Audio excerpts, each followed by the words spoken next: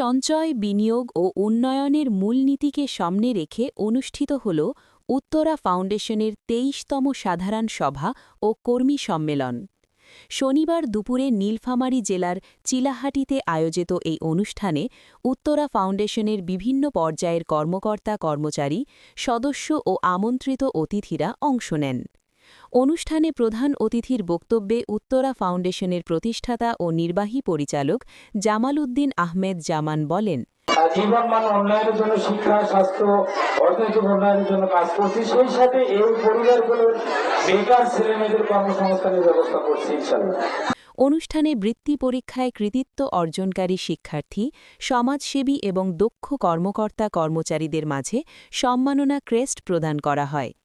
এছাড়া সভায় বার্ষিক প্রতিবেদন উপস্থাপন ও ভবিষ্যৎ কর্মপরিকল্পনা নিয়ে আলোচনা হয়।